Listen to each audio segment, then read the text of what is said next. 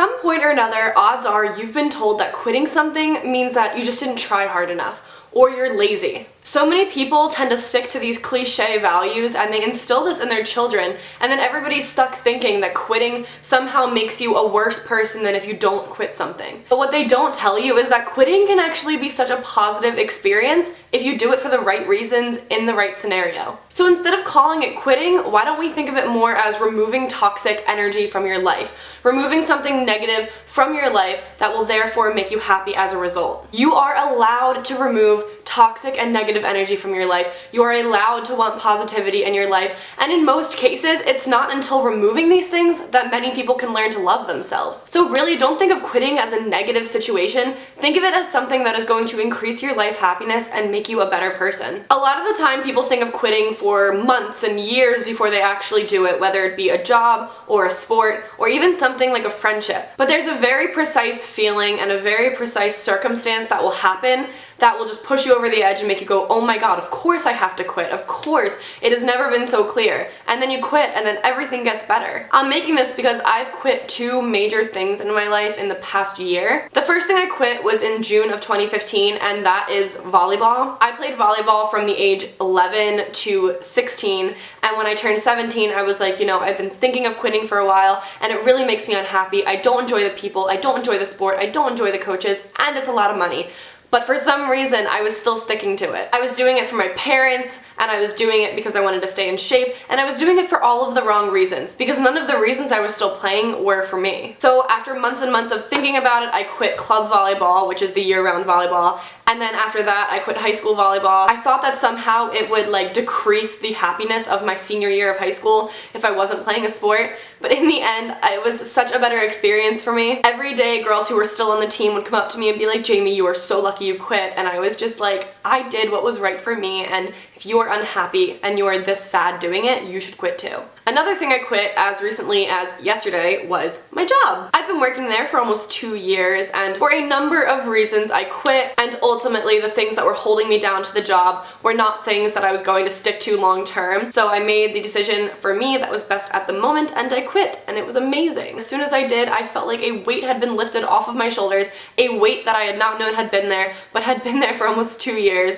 and I am just so happy. I could not stop smiling yesterday. The first thing you want to ask when you're thinking of quitting something is what kind of issues are there with the situation? Are they surface level issues, things that could easily be fixed, or things that you're imagining, or things that you are creating in your own mind? Or are there actual deeper issues? Are there hidden agendas? Are people purposely trying to make you upset or make this a bad situation? Once you evaluate that, you should ask yourself, is this something that bothers me only when I'm there doing it? Or does it bother me when I'm at home? Does it bother me when I'm laying in bed, when I'm doing homework, when I'm doing other things in my life? I would think about work and volleyball all the time. It would stress me out. We would all complain about it. There was so much drama, and it would affect the overall well-being of like my happiness and my life. If it just bothers you when you're working or when you're playing volleyball, it's probably because you don't love the actual process of it, but you do love the experience. But for me, it was something that was inhibiting me from being happy overall. Are the problems you're having fixable, or are they things that you can't fix? For example, if you're at a job and you want a wage increase, and it's something that's bothering you, instead of wallowing in self-pity and self-doubt,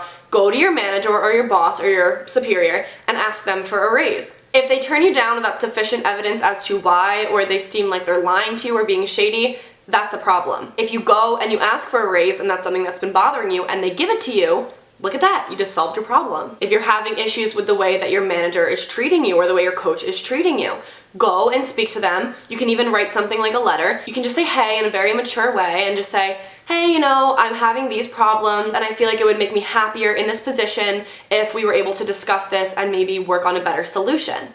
If they turn you down, that's not good. If they say, okay, let's do it, let's change things, that is great. Point being, you need to act on the way you're feeling. You cannot repress the feelings inside of you like I did and like everybody does and just pretend that they're not there. If you've got a problem with somebody in a bad situation in your life, you got to deal with it. Point being, if you're rejected for the problem that you were trying to solve, you probably shouldn't be there. Don't allow yourself to fall into this trap of just plateauing in your career or in your sports.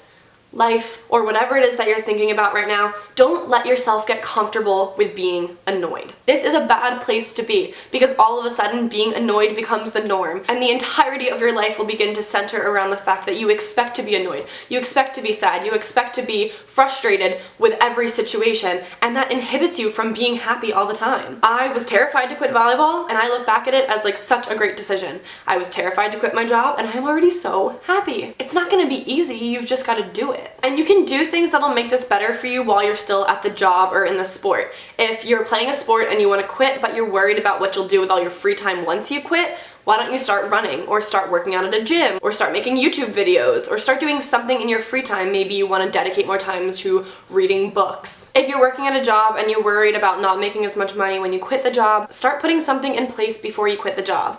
And if that makes you uncomfortable, be very upfront with your manager or your boss if that's something that makes you comfortable. At the end of the day, quitting something in your life is going to be as positive or as negative as you want to make it, and the entirety of that outcome rests on how you deal with the situation and whether or not you're going about it maturely or immaturely. Don't be afraid of being upfront with people. You have to be real, because other people can't be expected to know how you feel unless you tell them. A lot of times, if you're upset with something because of a direct superior not treating you well, a lot of the time they won't know, so you need to speak with them. It is the outcome of that conversation about what is upsetting you that determines whether or not you should stay there. Don't let other people make it seem like your feelings are invalidated or like you can't feel the way you do. You feel the way you do for a very specific reason, and there are things that have happened and ways that people have made you feel that have accumulated to create this feeling in your life. So don't let others invalidate it. Just stick to your gut feeling and just wait for that definitive moment when you're like, wow, of course I should quit. Of course I shouldn't do this. My life will be so much happier without it. Thank you guys so much for watching. I've been wanting to make this video for a really long time, and after I quit my job, I was like, this is probably a good time to make it because it's all fresh in my mind,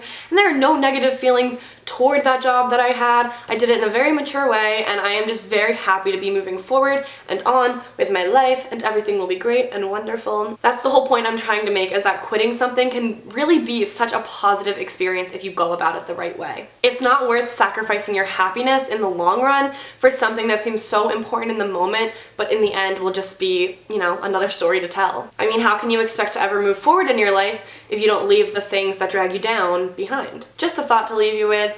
Any comments, leave them down below. I'll try to get back to any questions that you guys have. You can like this video and subscribe for more videos like this if you want, and I will see you next video. Bye.